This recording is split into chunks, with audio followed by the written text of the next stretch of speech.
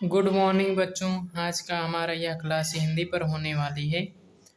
Class 6 chapter 8 जिसका नाम है हार की जीत का जो है प्रश्न उत्तर देखेंगे।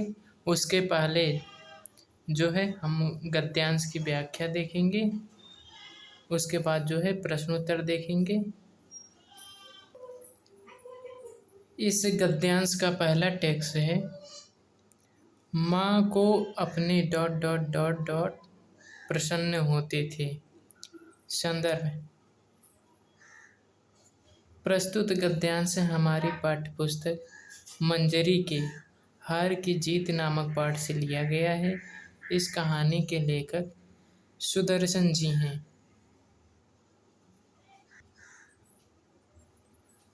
प्रसंग है यहाँ पर दिया है, इसमें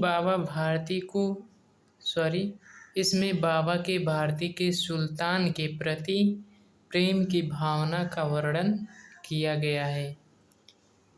व्याख्या दिया है यहाँ पर, बाबा भारती अपने घोड़े सुल्तान को देखकर उसी प्रकार प्रसन्न हुआ करते थे जिस प्रकार कोई माँ अपने बढ़ते हुए पुत्र, किसान अपने हरे भरे खेत, साहूकार अपने देनदार को देख कर प्रसन्न हो करते हैं या होते हैं। यद्यपि बाबा भारती भगवान का भजन करते थे, परंतु भजन से बचे हुए समय में वे अपने घोड़े की देखभाल करते थे। वे उसके दाने पानी, हाथ से खरहरा करने एवं अन्य प्रत्येक सुख सुविधा ध्यान रखते थे। हार की जीत ये पाठ का नाम है। उसका पाठ का सार यहाँ पर दिया गया है। आप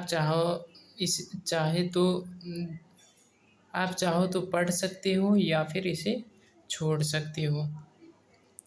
इस पाठ में सुदर्शन जी ने बहुत ही प्रभावशाली ढंग से बताया कि परोपकारियों और सज्जनों की सदा जीत होती है। बाबा भारती नाम के एक साधु थे।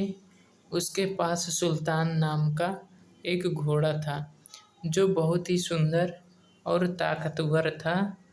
बाबा उस घोड़े से बहुत प्यार करते थे और उनकी सेवा करते थे। एक दिन सुल्तान के बारे में सुनकर उस इलाके का डाकू खड़क सिंह बाबा भारती के पास आया और उसने सुल्तान को देखने की इच्छा जताई।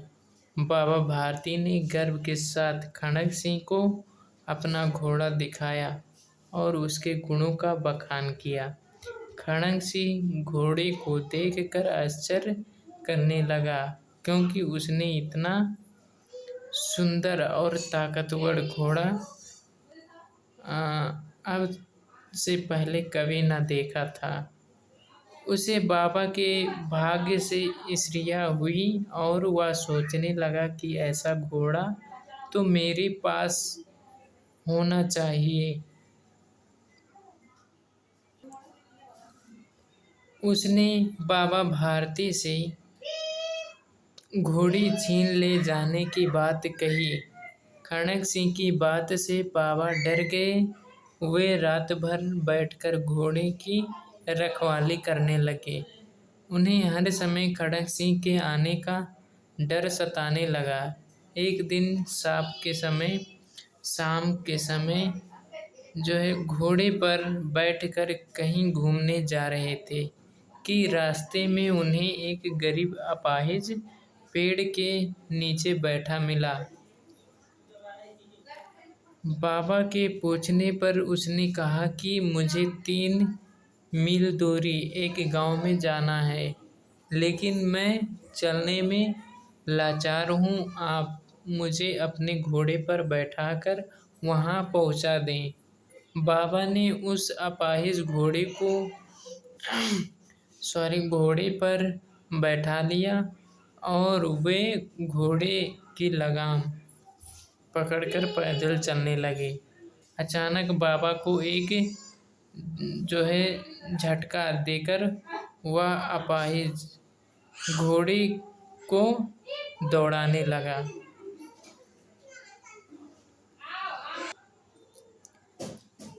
बाबा ने देखा तो वे चीख उठे, क्योंकि वह अपाहिज डाकू खड़क सिंह था।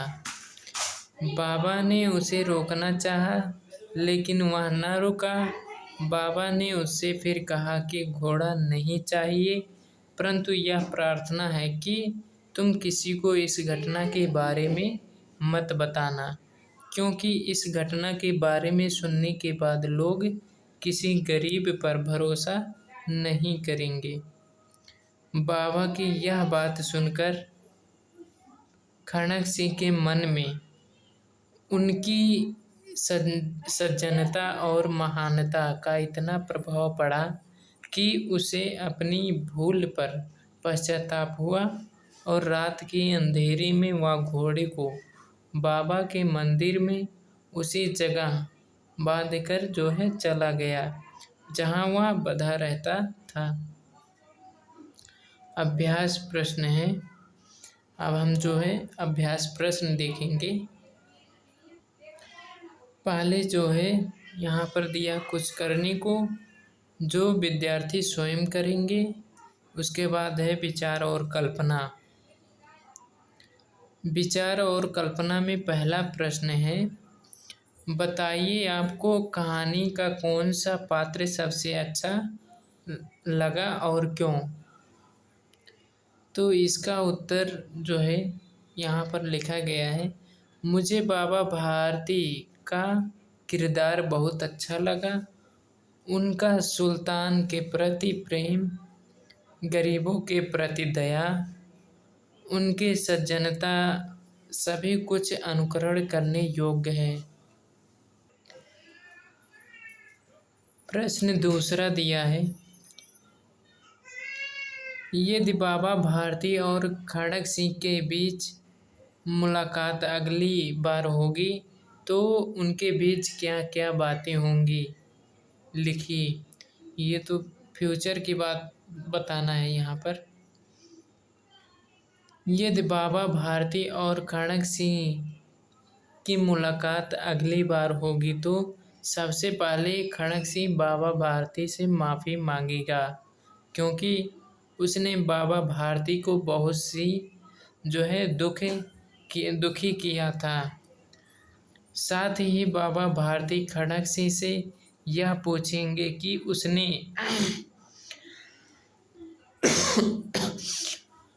उनसे छल क्यों किया।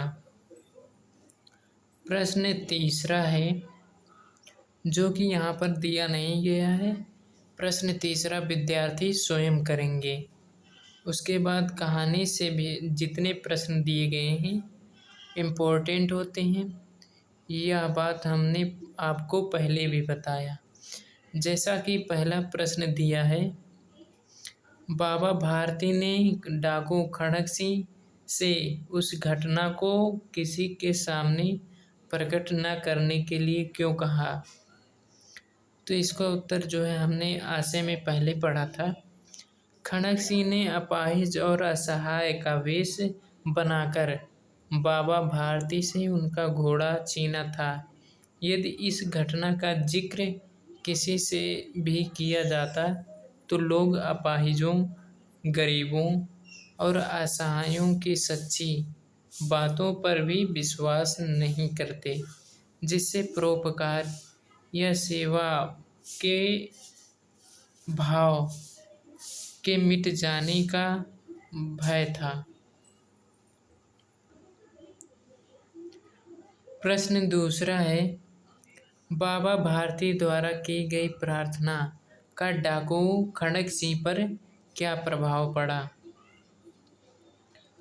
उत्तर है, बाबा भारती द्वारा की गई प्रार्थना से डाकू खड़क सिंह का कठोर हृदय पिघल गया और उसकी मानवता जाग उठी।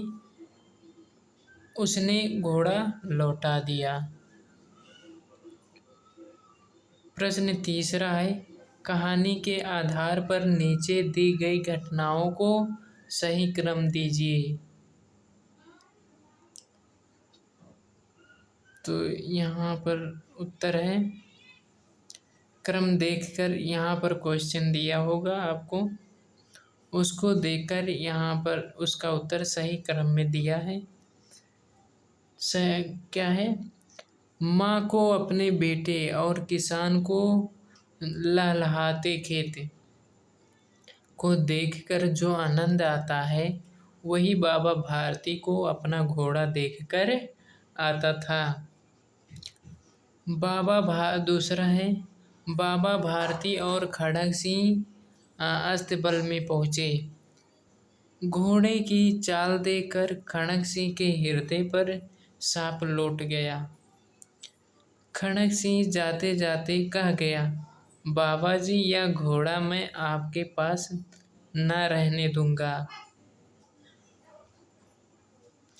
बाबा भारती की सारी रात अस्तबल की रखवाली में कटने लगा।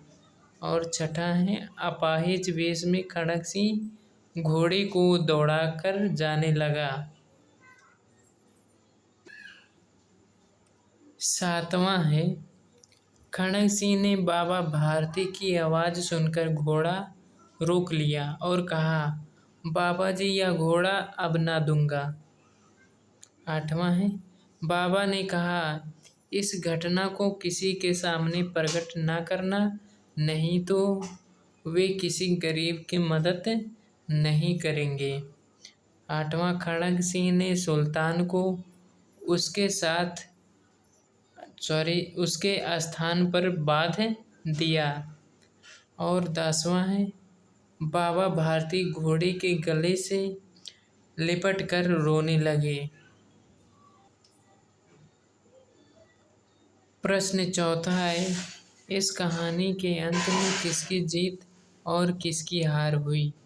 तो इसका उत्तर है, बाबा भारती अपना घोड़ा छीन जाने के कारण हार गए थे, किंतु उनके शब्दों का खड़ग सिंह पर ऐसा प्रभाव पड़ा कि वह उनके घोड़े को चुपचाप उनके घर पर लौटा गया।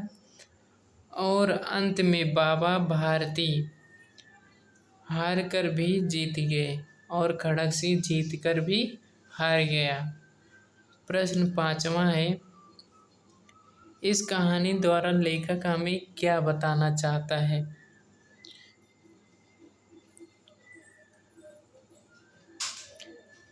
यह प्रश्न इम्पोर्टेंट है परीक्षा के लिए भी। तो इसका उत्तर है, इस कहानी द्वारा लेखक हमें बताना चाहता है कि व्यक्ति जन्म से बुरा नहीं होता है, परिस्थितियां उसे बुरा बना देती हैं।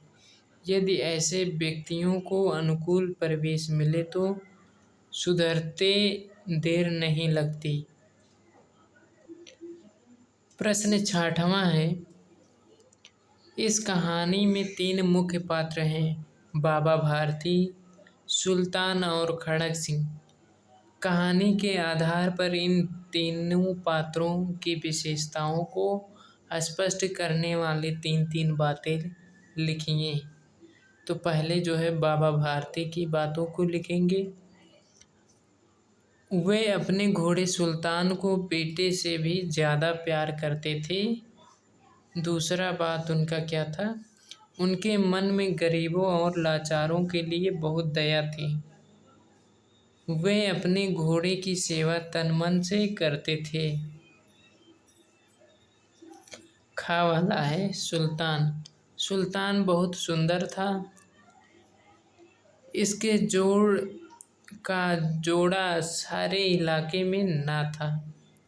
उसके बाद सुल्तान बहुत बलवान था। खड़ग सिंह इलाके का मशहूर डाकू था। दूसरा है, लोग उनका नाम सुनकर कांपते थे। तीसरा, खड़ग सिंह डाकू होते हुए भी एक अच्छा इंसान था। प्रश्न 7वां है, उस संवाद को छांट कर लिखिए जिसने डाकू खड़क सिंह का हृदय परिवर्तन कर दिया। तो इसका उत्तर है, यह घोड़ा तुम्हारा हो चुका, मैं तुमसे वापस करने के लिए न कहूँगा, परंतु खड़क सिंह केवल एक प्रार्थना करता हूँ, उसे अस्वीकार न करना, नहीं तो मेरा दिल टूट जाएगा। मेरी प्रार्थना केवल यह है कि इस घटना को किसी के सामने प्रकट न करना। लोगों को यदि इस घटना का पता चल गया तो वे गरीब पर विश्वास न करेंगे। प्रश्न 8वां है, कहानी के किस पात्र ने आपको सबसे ज़्यादा प्रभावित किया और क्यों? तो इसका उत्तर है, मुझे बाबा भारती के किरदार ने बहुत प्रभावित किया। बाबा भारती अपने जिस घोड़े को अपने प्राणों से भी अधिक प्यार करते थे, उनको डाकू खड़क सिंह द्वारा धोखे से चुरा ले जाने के बाद बाबा भारती को अपने प्यारे घोड़े से अधिक चिंता गरीबों एवं असहायों की है। उनकी बातों से उनकी महानता और सज्जनता का पता चलता है। उनका चरित्र मुझे बहुत प्रभावित करता है। प्रश्न 9वां है, कहानी के शीर्षक हार की जीत, आपके अनुसार इस कहानी के और क्या क्या शीर्षक हो सकते हैं, लिखिए। इसका उत्तर है, मेरे विचार से इस कहानी का शीर्षक होना चाहिए, सच्चे संत बाबा भारती या सबका प्यारा सुल्तान। उसके बाद जो है भाषा की बात देखेंगे। भाषा की बात में पहला प्रश्न है, नीचे लिखे मुहावरों का प्रयोग कर वाक्य बनाइए। वाक्य बनाकर जो है उसका वाक्य प्रयोग करना है।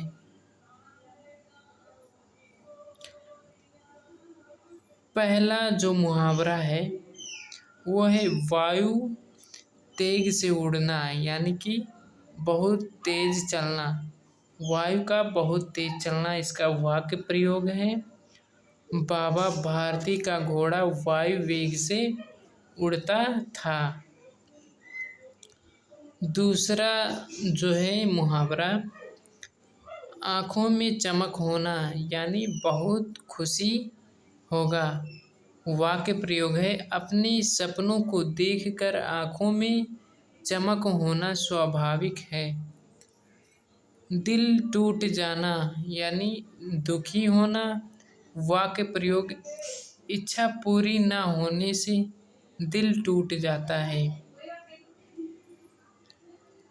मुंह ना मोड़ना, साथ जो है निभाना। वाक्य प्रयोग है, मुसीबत में मुंह ना मोड़ना ही मित्रता है। सिर मारना, जो है इसका हिंदी है, समझाने की कोशिश करना, यानी कि मूर्ख के सामने सिर मारना बेकार होता है। लट्टू होना, मोहित होना। वाक्य प्रयोग, गोपियाँ श्री कृष्ण पर लट्टू हो जाती थीं। उसके बाद मन भारी होना, यानी उदास हो जाना। इसका वाक्य प्रयोग है, अनावश्यक डांट झपट से किसी का भी मन भारी हो जाता है। प्रश्न दूसरा है, नीचे बाईं ओर कुछ विशेषण दिए हैं और दाईं ओर कुछ विशेष, प्रत्येक विशेषण के साथ उपयुक्त विशेष मिलाकर लिखिए। तो यहाँ पर विशेषण दिया है जिसका विशेष यहाँ पर है, लहलहाते। तो क्या लहलहाते थे? खेत में जो है फसल लहलहाते थे। अधीर का विशेष हृदय ठंडा जल होता है, यानी कि जल का विशेषण जो है बता रहा है कि ये कैसा है, यानी कि ठंडा है। बांका घोड़ा ऊंचे क्या होना चाहिए? विचार। प्रश्न तीसरा है, नीचे दिए गए अनुच्छेद में उपयुक्त स्थान पर उदाहरण चिन्ह तथा अन्य विराम चिन्ह लगाइए। विराम चिन्ह जो है लगाना है। अपाहिज ने हाथ जोड़कर कहा, बाबा मैं दुखिया हूँ, मुझ पर दया करो। रामावाला यहाँ से 3 मील दूर है, मुझे वहाँ जाना है। घोड़े पर चढ़ा लो, परमात्मा भला करेगा। वहाँ तुम्हारा कौन है? दुर्गादंत वैद्य का नाम सुना होगा, उनका सौतेला भाई हूँ। प्रश्न चौथा है, उपसर्ग लगाने से कुछ शब्दों का अर्थ विपरीत हो जाता है, जैसे धीर से अधीर, स्वीकार से अस्वीकार। आ उपसर्ग लगाकर इसी तरह से अन्य 5 शब्द लिखिए। तो आ वाला है असीमित, अशिक्षित, अयोग्य, अकारण, असमर्थ। अवधारणा चित्र किसी पात्र अथवा विषय के बारे में उनकी विशेषता, गुण, लाभ अथवा घटना के कर्मों के प्रमुख बिंदुओं का चित्रण करना। तो इसका उत्तर है संत सच्चा मानवतावादी, गरीबों का मसीहा, निश्चल स्वभाव, परोपकारी होता है। इसके बाद जो है हम अगला पाठ देखेंगे। अगर आप इस वीडियो को अभी तक देख रहे हो और सब्सक्राइब शेयर नहीं किए हो तो ये गलत बात है। आपको सब्सक्राइब शेयर और बेल आइकन ऑल ज़रूर कर लेना है, ताकि जो है पहले वीडियो का नोटिफिकेशन आप तक पहुँचे।